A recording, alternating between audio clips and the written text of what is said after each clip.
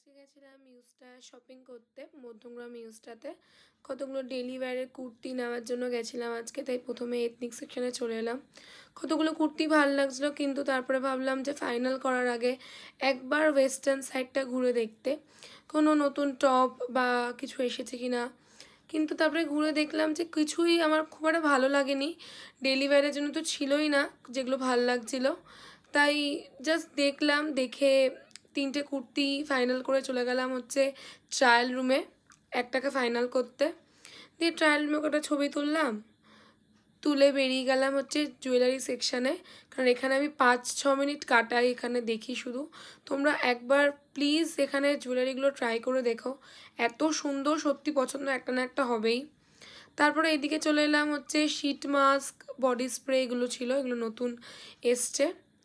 তারপরে ওদিকে স্কার্ফ, তারপরে সানগ্লাস ছিল, কিন্তু জুয়েলারির মতো কোনোটাই ছিল না। একটাকে নিয়ে বাইরে বেরিয়ে গেলাম বৃষ্টির মধ্যে, ইউজটাকে টাটা বলে বাড়ি চলে গেলাম।